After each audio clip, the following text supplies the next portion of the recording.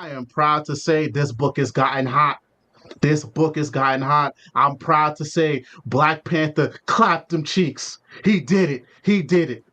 He clapped them cheeks, y'all. Friends, a year ago, a diabolical mastermind known as the Maker, an alternate universe version of Reed Richards, invaded a brand new universe and systematically prevented heroes from becoming superheroes. In 1 year, he will return. The Ultimates are assembling. Here we are. Welcome, friends, to Ultimate Countdown. Still not canceled. Here we are.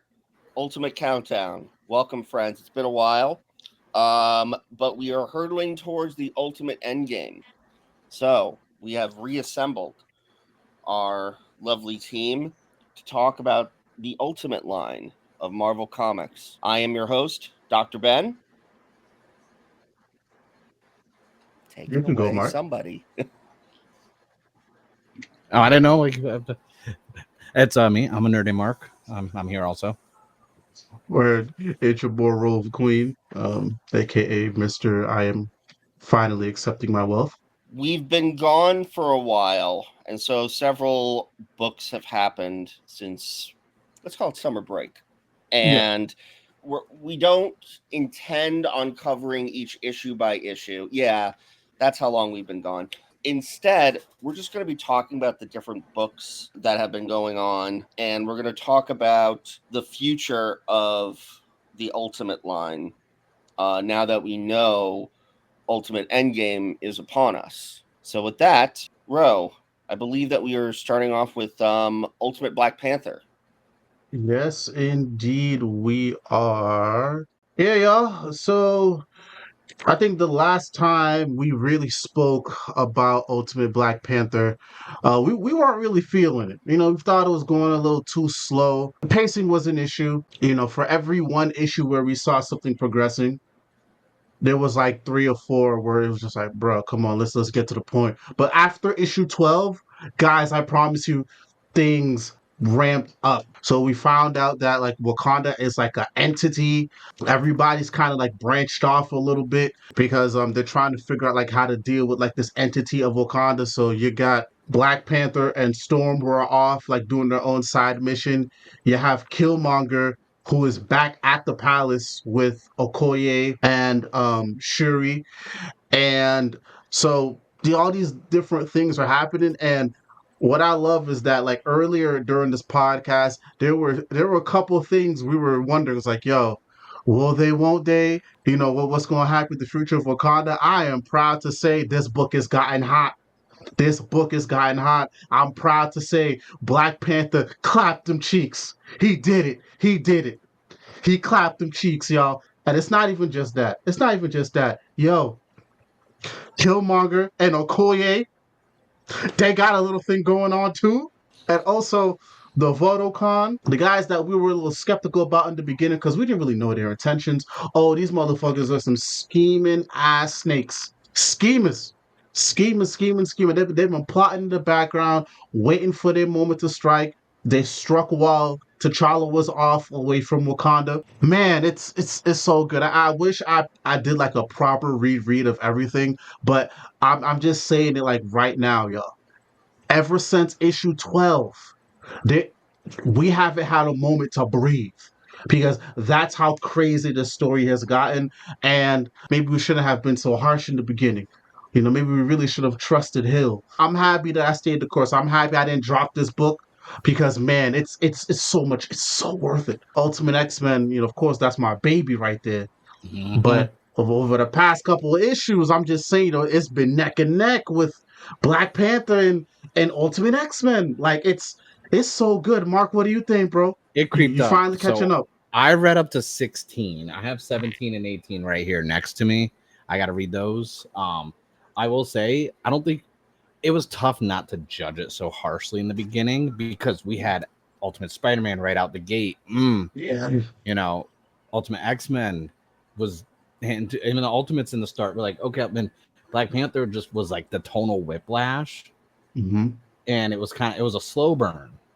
But like I will say, I think issue 11 right before 12. Then right after, it's been just out the gates. I don't know if I'm gonna put up there with Ultimate X-Men, because like Ultimate X-Men has been consistent, so I have to kind of place it above that. But I am glad like Ultimate Black Panther's on that upswing in quality, because it's not a bad book. It's not a bad run.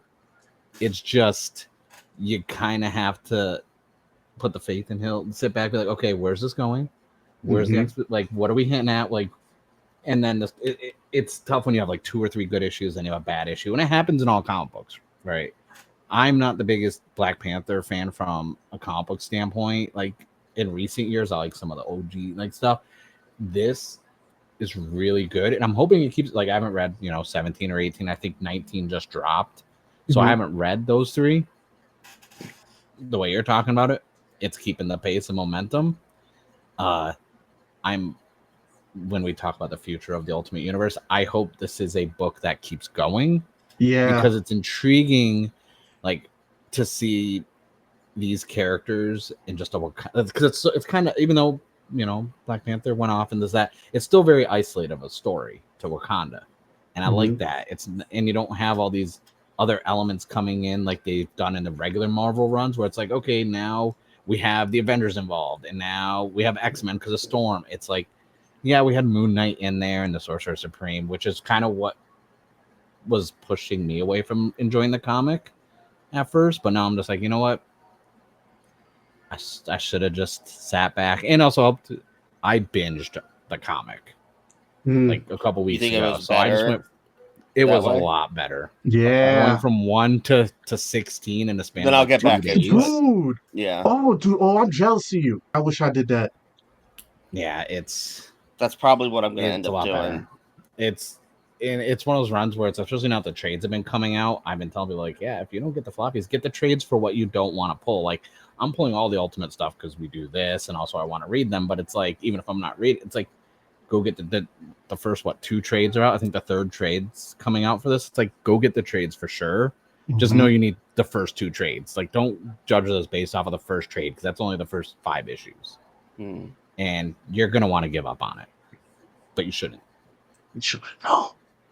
The artwork too. Like the artwork grew on me, 100%. Like I wasn't feeling the artwork. Now I'm just like, you know what? Because that's what'll draw you in, is the artwork too. It's consistent. Like I think that's what I like about Ultimate Spider-Man and Ultimate Black Panther. It's like, if Caselli is not doing it, there's another brother that's doing it. Even if one artist is not there, the other one is still there to like pick up the slack, and the coloring still stays consistent. The theme or like the mood of the book is still consistent regardless. So yeah, I think that's one thing we've always been consistent about praising on this podcast. Is like, yeah, no matter who's doing the art, it's like it still stays within like that realm, like within that box. I mean, now the gears of my head are turning. Like I really can't wait to see what happens when T'Challa and Storm get back to Wakanda. Right now, Black Panther is the messiest book out of the Ultimates line, and I love it. We need some messy. We need messy, and I got it. I just want to say, like, as someone who likes Killmonger, I kind of like this Ultimate, like, Killmonger in the story. Like, and it's weird to have like a defined relationship with Storm. It's especially Storm. Just like we talk about other comics that we're going to talk about in this. Like, I can't wait to mention some more Storm stuff. But like, then having Killmonger, like we don't really get this many like 2 different relationships while everything else is going on, and then you kind of get that, not espionage, but like that sneaky like force in the background. Like, Yeah, it's Black Panther, but it doesn't feel like that wash, rinse, repeat Black Panther that we get every time the comic gets canceled after like 20 something issues, and like, oh well, now read this new Black Panther #1, and it's the same recycle. Like, you can have diversity in the storytelling to Black Panther. Yes, for once. Because that's what's always turned me off to reading Black Panther. He's good when he shows up in other people's comics, but his own comic is never this quality.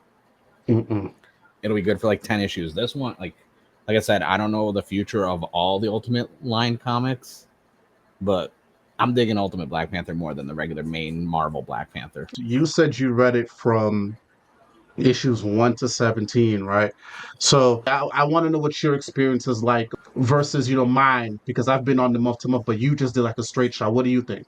I don't know if I could read this month to month. Like I can now where we're at, but Mhm. back then, so for me it was like, oh, I don't know what's gonna happen next.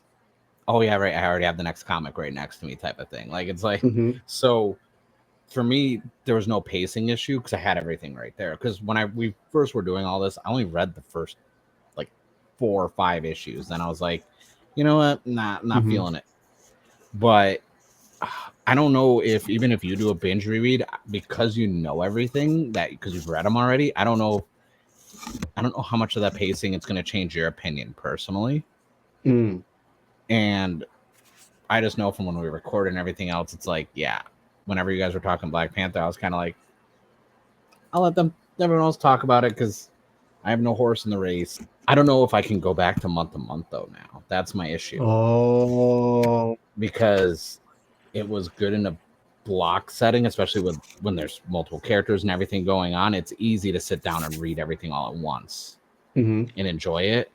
Now I'm gonna read because I'm gonna go pick up 19 over the weekend with the rest of all my comics. I'm gonna read 17, 18, and 19, and that's a binge. But I don't know how I'm gonna feel waiting a whole month and reading 20, and then waiting a whole month reading 21. I will do it just so I can we can come follow up on this Mhm. how I feel. But I don't know if some comics I binge and enjoy better. Like when I tell Ben, it's like, yeah, you weren't feeling Ultimate X-Men, but like that one on a month to month because it left you. Yeah. I'm gonna get more. caught I up on want both more. now. I think. Yeah, I'm gonna work on I getting think caught up on both. God did no, I Ben. It's think been almost a fucking year. You've been saying this, Ben. This is No, true. Yeah. It's fuck, true. bro. Call me out of my bullshit. No, listen, no. Please expect me to get caught up on the things that I don't care for. I'm gonna I'll see who I know try, at I'll Lego, try. Bro, and I'm gonna we're tell him gonna not to make a sell you fucking Legos until believer. you It's catch been a up. fucking year. No, I'm not letting Ben get off the hook. No. Sounds like someone needs to go to trial. Yeah. Who- Guilty. Just put me away. It's fine. Wow, this doesn't make it as fun. That doesn't make it as fun then. No. I tried. Where have we left things with Black Wait, Panther? Let's wrap right now, things up by saying where we've left them. right now, we talked about this prophecy about I forget what the name, the child. The child that we are assuming is from Okoye and Black Panther. So now the villain, if I'm not mistaken, is like, okay, y'all guys did what y'all needed to do to fulfill this prophecy. Now I'm here to fuck shit up. And T'Challa was about to die or just get like really severely injured. But I think there was some element from one of the other previous issues.